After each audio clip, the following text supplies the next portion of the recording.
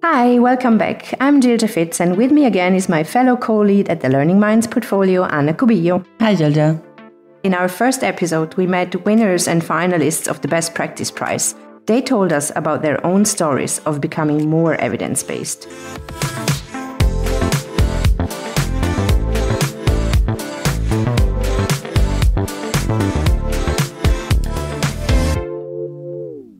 In this episode, we have a follow-on question. It is easy to say that you want to be evidence-based, but if you are, what are the real-life challenges of using evidence in practice, and how do you deal with them? So we put the question to the partners earlier in a panel discussion that was chaired by Andrew Bollington of VVOB. Let's listen to what they had to say.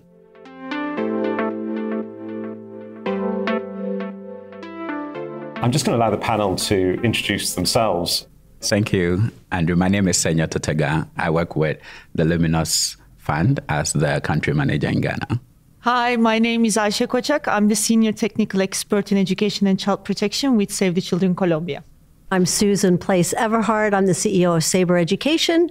Hi, I'm Sonia Kritikova. I'm Associate Professor at the University of Manchester and Deputy Director of the Institute for Fiscal Studies in London. Hello, I am Mandela. I work in Afrikids, Ghana as a Grants and Partnership Manager.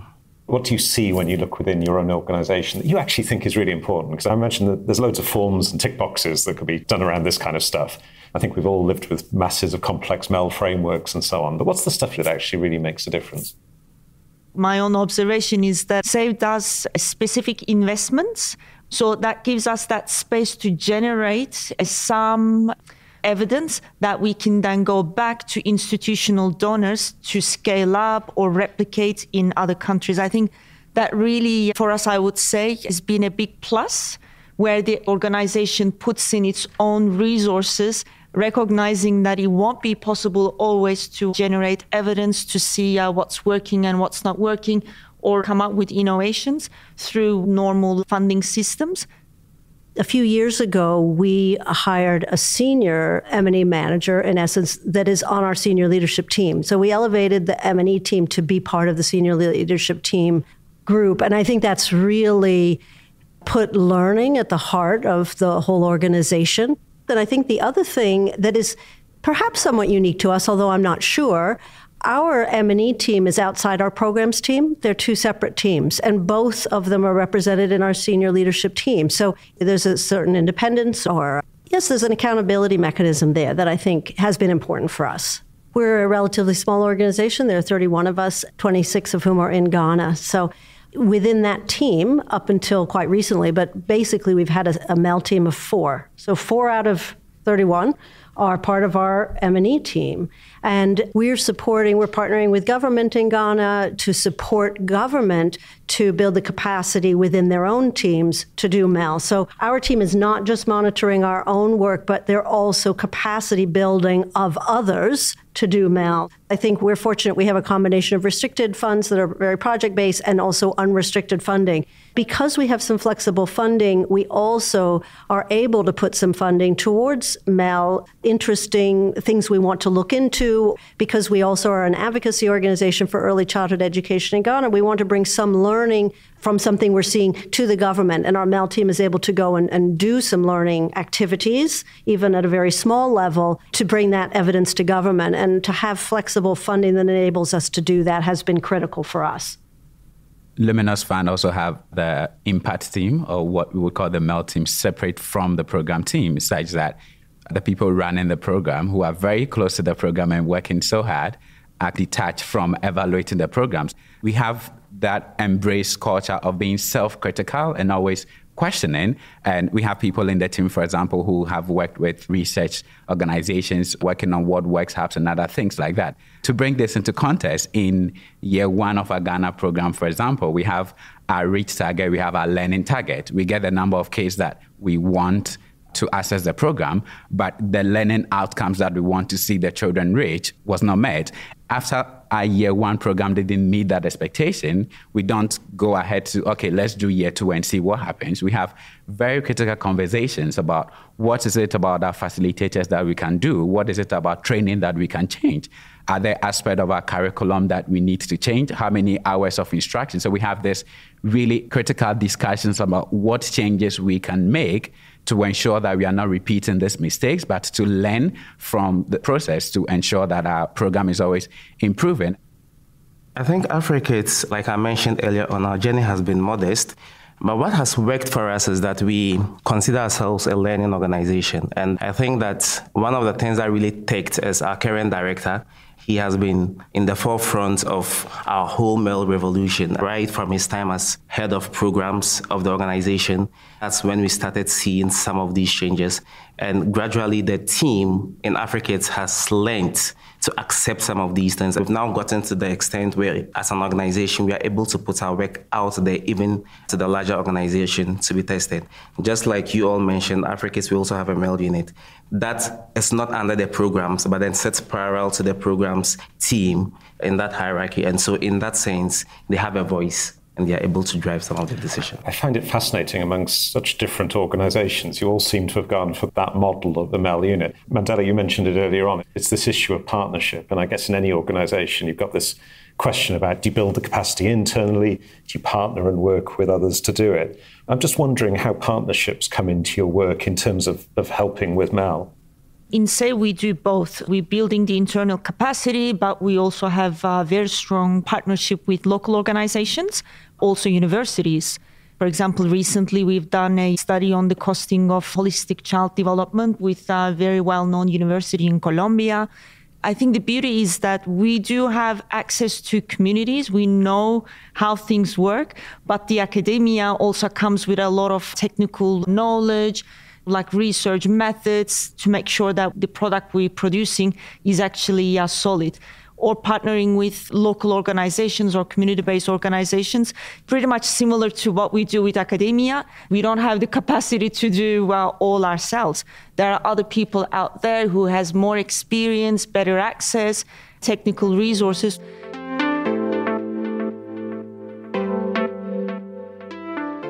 Let me bring Sonia into the conversation, because you and Gavin have been here as COBS fellows and obviously very strong researchers in your own right, but with this real interest in the practice side of the research as well. What do you feel that researchers are able to bring to these kind of relationships and discussions?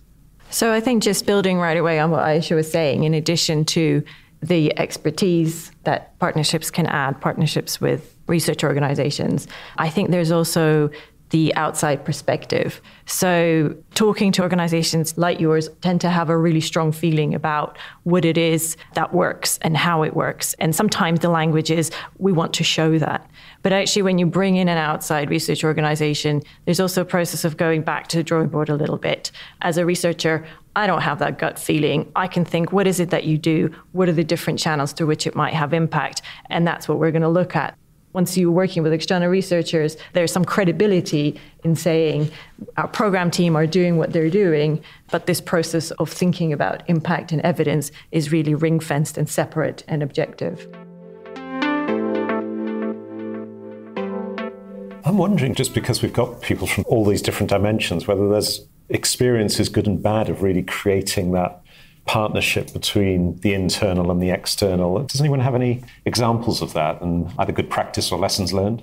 A few things about external partnerships with research organizations, really important for credibility. We don't have endless resources to do all the mal activities we might want, or to have an RCT here or other kinds of quasi-experimental data collection there. We have some resources, but what we're able to achieve in partnership is often a large research organization or perhaps a consortium that is responding to a global call, a research call. That type of a group or individuals or an organization will perhaps have an aligned mission to ours. So to be able to find partnerships with research organizations where our missions are aligned, often it's the research organization that's bringing the funding. Those relationships are not all alike. Sometimes we've found that we're contacted after it's all been arranged, the research questions have been designed, and then it's a little bit more difficult. Yes, there's always that tension between credibility issues within organizations in terms of evidence that is generated internally and ones that are generated externally. And while it seems as though external evidence do not have that personal connection to the project and so may be considered as more credible, but when an external person comes in to evaluate, either from Luminos or any organization, we come in there on one day out of over 55 days in the classroom to test them on something. And we are not testing them on everything that has been taught over the period. We are selecting sample from all that has been taught. And so I think there is the need to find that balance between credibility, where we can begin to trust organizations generating evidence internally. From the perspective of researchers, absolutely. I think that equal partnership and establishing that and finding a common language and appreciating that the research organization and the NGO are going to have different aims and different questions, and that's fine, as long as there is a respect and an overlap. There's always that difficulty of being the player and then being the referee at the same time. Going to the standard-based education curriculum in Ghana, for instance, where teachers are supposed to observe learners because no more written exams and all of that. So now the teachers are supposed to observe their learners and do the assessment. And so there is a kind of difficulty in judgment, like bias in judgment of the teacher, because now the question is, if the assessment shows that the child is not doing well, does that speak about my own deficiencies as a teacher? So it's good sometimes also, I think, to have the external evaluations, because in our experience, it has helped a lot. And mostly when you reach out to other stakeholders, so this project, do you have an evaluation? And mostly it's good when the evaluation comes from outside. Sometimes spending time in finding the right partner that aligns with your aims and visions would go a long way.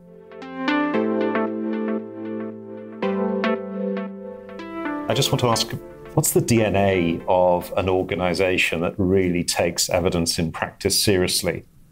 I would say the DNA of a nonprofit that excels at evidence in practice is one that its biggest cheerleader, really acknowledging all the efforts that are going through the results that are coming in, but at the same time being its biggest critic, so that what is not going well in the organization is not left to outsiders to observe and tell you, but you know that, well, we're doing something great, but also at the same time, we've not gotten this yet. Yeah, I think one thing that seems so important is that learning is a culture across an organization, and it's not a function. It's not a silo. It's not a department, although it may be that too, but it's not a department. That learning and wanting to continue learning is an organizational ethos. I think that's really important. I agree with the rest of the colleagues, and I would also say curiosity. That curiosity to know more about what is working, what's not working, to be able to offer better support and services to the communities that we serve. Senya, earlier on you talked about a situation where you did an evaluation of something that had been running for a year and found a negative result. It hadn't worked. I'm just wondering from across the panel, what have your experiences have been of research and learning, occasionally really pointing at things that are difficult and challenging and maybe questions that they're not the outcome. You didn't want to find that it didn't work. In many parts of the world, that's called failure. So how do you address that? I think it's the point about accepting that this did not work, but moving away from blame games to say it did not work because you did not do your work, but understanding why did it possibly not work and what we can do about it.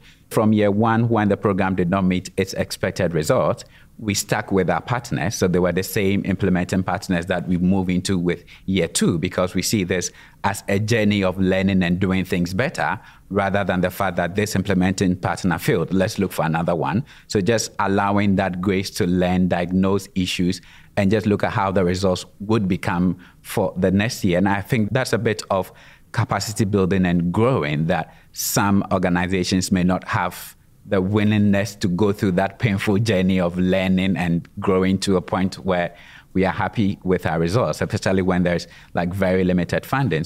Can I just pick up on that? Because the point you made earlier is around when you do evaluation or research, you observe a tiny fraction of what the organization is doing. And so I think as a researcher, when I see a non-result, a zero impact, for example, or an unexpected result, actually the first thing can also be to talk to the program team, right? I think it's also the job of the researchers to go back to the drawing board sometimes and think, maybe we just didn't capture the right thing. Because when a program team is telling you on the ground, we can see the difference this is making, it's making a difference.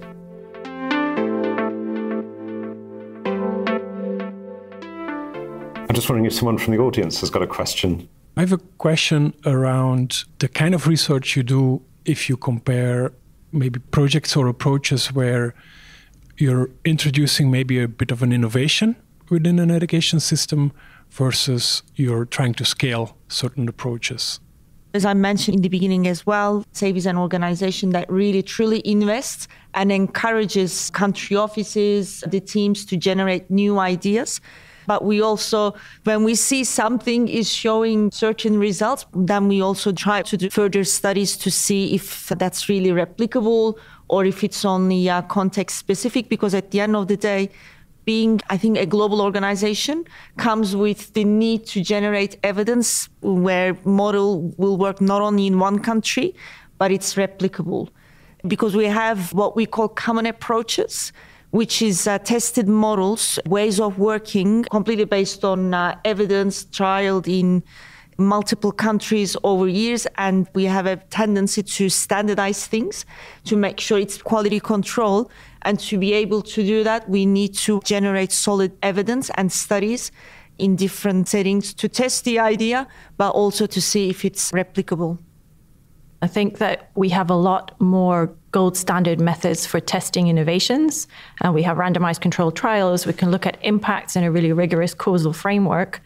Then we do to think about scaling, because once you're scaling, the questions become also not just about impact, but about understanding how the innovation fits with the wider ecosystem. And then the methods for looking at causal chains, as well as the methods for measurement, are much less developed. And that's really at the forefront, I think, of a lot of new research initiatives. So it's great to see funders really appreciating that and funding new research initiatives like Thrive, like What Works, which are thinking specifically about scaling and not just how do we establish impacts in the most rigorous gold standard way.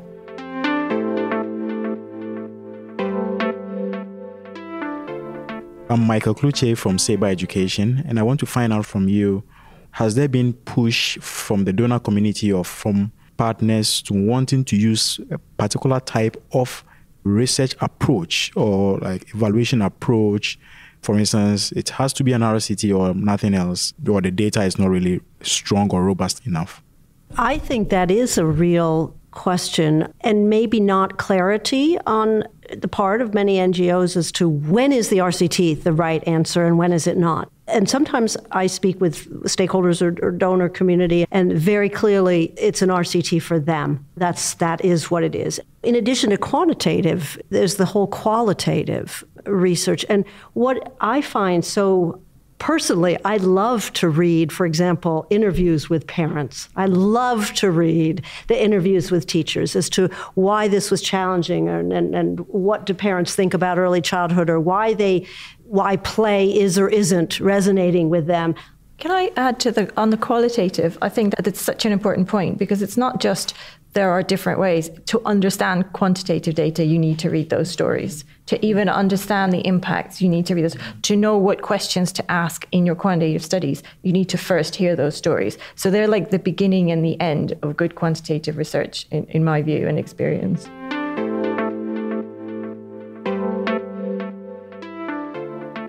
I'm just wondering for each of you, is there something you're taking away from this workshop? Maybe a lesson learned, an insight, something from the discussions that you could share with us all? I think what was really useful is that the focus of this particular workshop was on what is not working, being really open and honest and coming together with like-minded people who wants to find a solution. I think that for me, one of the things I'm taking away is that we have to focus. We have to narrow it a little bit down. All the discussions have pointed to that, because not just in our thematic areas, but then we are talking about community engagement.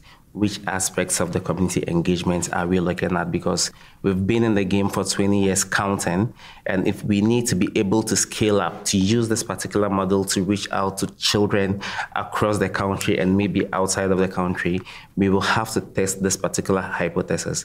And if your solution is not simple enough, what that means is that it's not scalable. And so for me, that's one of the things that will be taken back with us.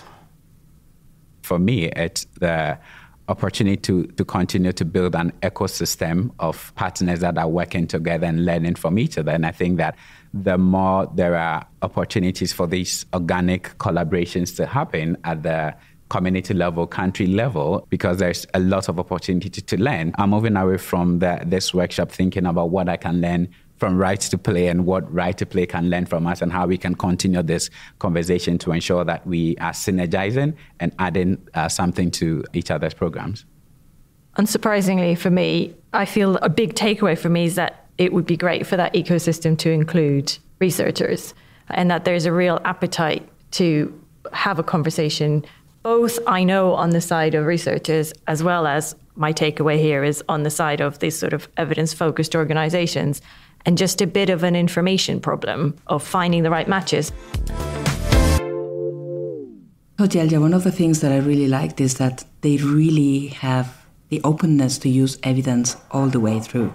And then they question not only the data that they have, but also whether they're having the impact that they really want to have and how to assess this impact. So it's evidence at all levels, on their interventions, on their learning experiences that they have as an organization, right? It's almost a culture of evidence. It's not something that you can situate in a department or that sits somewhere isolated from everything else, but it's really this appetite to be driven by data, to look for the gaps that you still have to fill, and that it's something that sits across an entire organization. Yeah, they want to improve not only education practices, but also their own, and they monitor and evaluate their own performance, as well as the performance of the interventions that they're trying to implement. And an additional piece when research academics are coming in again is that this needs to be created in partnership. I think it's not something that can be added with a pre-conceptualized or finalized design, that they still have to go with it. Yeah, I like this comment about the researchers not being parachuted into the research projects, right? They really need to go in there, understand what the context and what the demands of the environment are, and how can they really help best to get the evidence that they really need to prove the efficiency and the efficacy of their interventions. It's a co-creation exercise.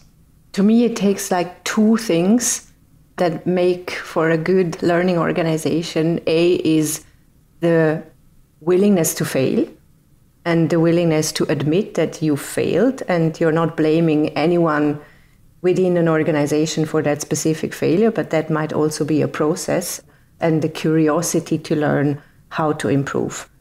And I think that's also related to research and researchers then coming in and finding out that certain things don't work, and then ask why they're not working and how you can improve what's not working. So it's not about failure per se and blaming someone or stopping a program, but finding out exactly what hasn't worked, why, and take it from there and improve it.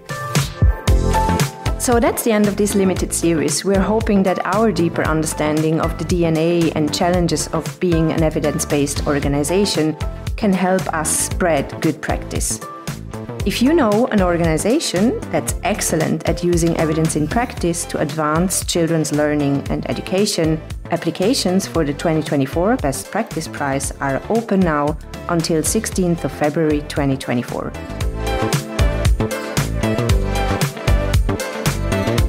The views and opinions expressed in this podcast are those of the individuals and do not represent the policy or position of Jacobs Foundation or its partners.